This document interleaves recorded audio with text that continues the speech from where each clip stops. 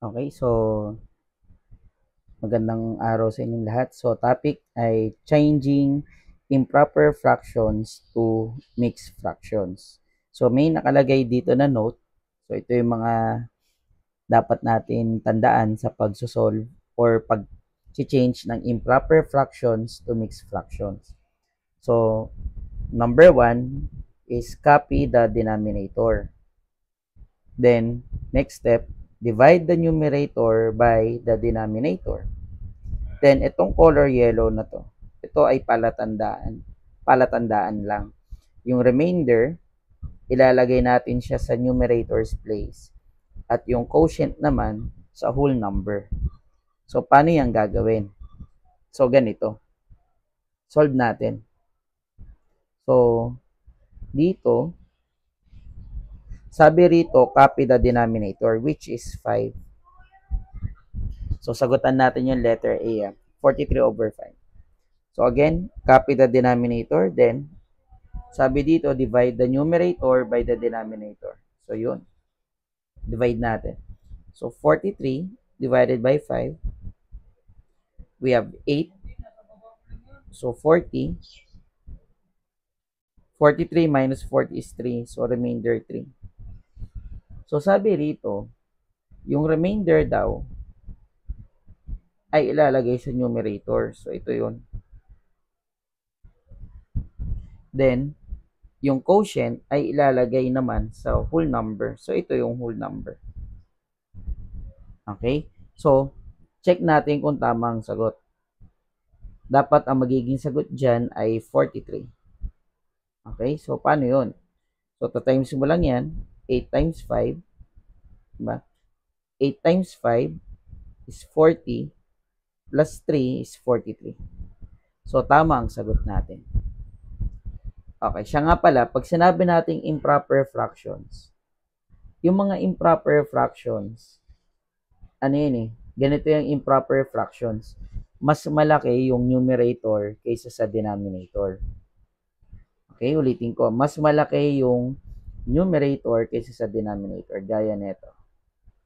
Halimbawa, 9/5. Improper yan. Halimbawa, 3 halves. Improper din yan. Pwede rin ganito, yung magkaparehas.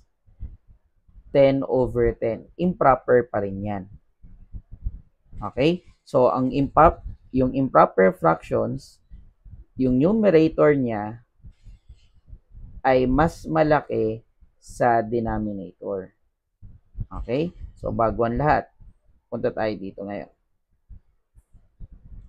So, 100, letter B, 124 divided by 3. So, first step natin, kopyahin natin yung 3. Kasi, di ba, nakalagay nga dito, copy the denominator. Then, divide the numerator by denominator. Kung hindi nyo kayang isolve ng, anong tawag dito? Ng oral, pwede kayo magsulat. So, 124 divided by 3. So, medyo zoom ko lang. So, 1 divided by 3 cannot be, kaya kunin natin yung pangalawa. So, 12 divided by 3 is 4. Okay? 4 times 3 is 12. 12 minus 12 is 0. Bring down 4. So, yung 4, divide natin sa 3. So, meron tayong 1.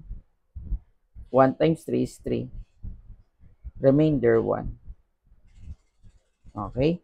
Remainder 1 siya. So, mangyari, yung remainder 1 dito. Then, yung 41, dito siya sa nakalutang siya. Ano? Hindi siya yung katabi ng 1/3. Or katabi ng 3. Nakalutang yung 41. Okay, next step. Or letter C. Again, dito, lagay na natin yan dito. So, copy the denominator, 4. Diba? Then, divide natin yung 72 by 4. So, solve natin. Ayan. So, we have 1. Diba? 1 times 4 is 4. 7 minus 4 is 3, bring down 2. So 32 divided by 4 is 8. Then 32 minus 32 is 0. So paano yun? Pag walang remainder. So sulat pa rin natin. Then itong 18 dito. Dito, kapag yung numerator natin ay 0, i-cancel na natin. Ang magiging sagot lang dito ay 18. Bakit naging 18? Kasi, yung 72 kasi ay divisible by 4. Kapag yung numerator ay divisible ng denominator, ang ilalagay nyo na lang dyan ay whole number. Okay? Ulitin ko. Kapag ang numerator ay divisible ng denominator, ang ilalagay na lang ay whole number. Or kapag walang remainder, whole number na lang ang ilalagay. Gaya nito sa letter C. Sa letter B, ito yung sagot. At letter A, yan din ang sagot. Okay, ngayon, magtatanong ako sa inyo, kayo ang magsasagot, kayo ang magsasagot dyan habang nanonood. Pwede nyo i-post yung video para hindi nyo kagad malaman yung sagot. Then, pag tapos na kayo, tsaka nyo pa lang i-play. A at B. Bigyan ko kayo ng dalawa. O gawin natin tatlo.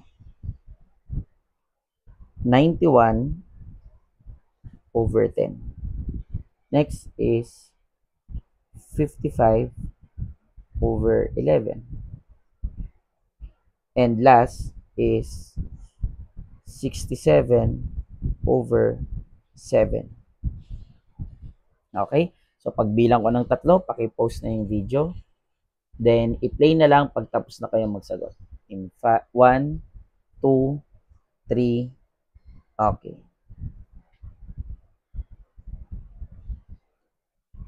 So, yun na nga. Dahil plinay mo, ito na ang sagot. Check natin yung gawa mo kung tama. So, first step, copy the denominator. Ayan, 10. So, divide natin. May shortcut yan kapag 10 eh. Pero, pakita pa rin natin yung long method. 91 divided by 10 is 9. Then, 9 times 10 is 90. 1. Remainder 1. Ayan. Remainder 1, then ang sagot dito, ayun, 9 and 1/10. Pero dito sa akin, ang gagawin ko dyan, cancel ko yung 0, then yung ito, yan yung magiging remainder. Okay, kasi yung ones place lang naman, yung ones, yan yung hindi kayang hatiin ng 10. Ones hindi yung ones na number, ones na place value. Ito yung siyam na buo at ito yung isa. So, ito yung siyam na buo at isa. Okay? So, ewan ko kung naguluhan kayo doon. Basta sa akin kasi ang ginagawa ko dito, binibilang ko kung ilan yung 0, then, halimbawa ito, 0, di ba? Tapos ito, tapatan mo lang yan doon. Itong 1, hindi yan kayang i-divide ng 10. Kaya ilalagay ko na kagad yan as numerator or remainder. Then, itong 9, ang ibig sabihin kasi ng 9 ay 90. So, ito yun. Okay? Next, letter B. Dito, alam ko na kagad, di ba? 55 over 11. Ang sagot dyan ay 5. Obvious naman na yung 55 ay divisible by 11. Or, apply nyo yung rule ng divisible by 11. 5 minus 5, 0. Okay? So, 5 na lang. Di nyo na ilalagay yung ito, yung 5 and 0 over 11. Di nyo na ilalagay yan kasi wala namang value yung 0 over 11. Next natin sa letter C, copy the denominator 7, then divide natin itong 67 sa 7. So, 67 divided by 7, malapit na sa 70, di ba? Ang 70 ay 10, kaya 9 na kagad ang sagot dyan. Malapit sa 70 kasi. So, ang tawag dyan ay estimating fraction, estimating quotient. So, 9 times 7 is 63. Dito, in-estimate ko lang yung kanina kaya naging 7 minus 3 is 4. Remainder 4. So, ayun. Kaya ang sagot ay 9 and 4/7. So, kung gusto nyong i-check, pwede naman. 7 times 9, 63, plus 4, 67. Tama. Then, dito naman, 10 times 9 is 90, plus 1, 91. Tama pa rin. Pero, paano to? Ito naman, divide nyo lang. Ano? 11, 55 divided by 11 is 5. So, yun. Okay, so yan yung changing improper fractions to mixed number. Napakahalaga niya sa pagsasagot ng fraction. Okay, salamat. Sana makatulong.